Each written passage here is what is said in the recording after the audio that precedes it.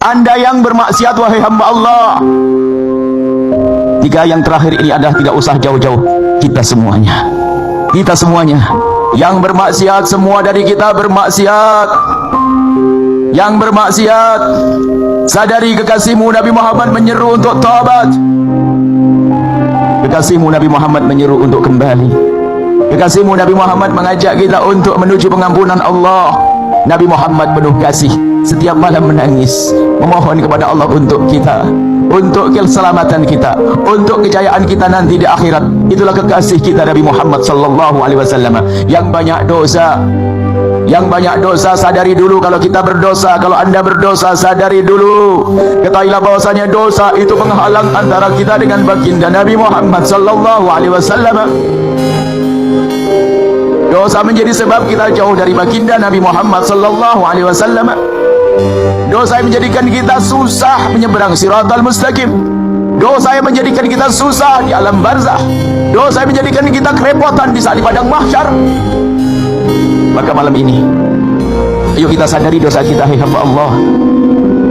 Kekasih kita Nabi Muhammad mengingatkan, memberitahu bahasanya Allah Maha Kasih dan Allah Maha Pengampun. Maka jangan sembunyikan di hadapan Allah tentang dosa-dosa itu.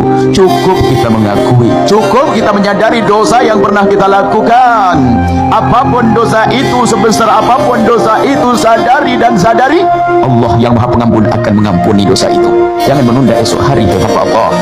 Inilah saat indah kita untuk menuju kepada Allah. Kekasihmu Nabi Muhammad mengajari untuk kembali. Nabi Muhammad tidak pernah berdosa dan tidak berdosa, tapi memberikan contoh kepada kita. Beliau beristighfar sehari tidak kurang dari 70 kali. Bahkan dalam riwayat satu majlis 70 kali istighfar.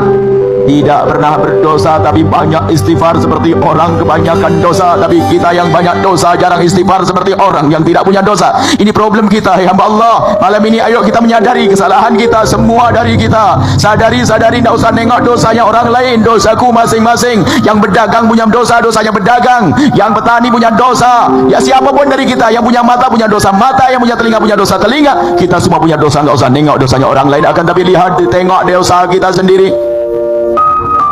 Tadi ayat yang dibaca, termasuk di antara orang yang ahli surga ternyata pendosa. Termasuk penghuni surga adalah pendosa. Pendosa yang bagaimana? Walladzina idza fa'alu fahishatan, yaitu mereka orang-orang yang pernah melakukan kekejian, melakukan dosa, segera ingat kepada Allah, ingat Allah, kemudian memohon ampun kepada Allah. Ketahuilah Allah Maha Pengampun. Khususnya ini yang saat ini Masya Allah, yang disebabkan karena mata. Sadari dari yang kita lihat di jalan-jalan, dari Habibana Habib Bakar mengingatkan tentang dosa-dosa. Masya Allah, sudah sangat cukup sebetulnya untuk itu.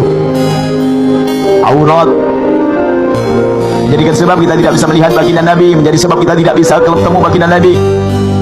Akan kami perjelas lagi maknanya kesadaran kita bahwasanya ada dosa yang gara-gara mata ini.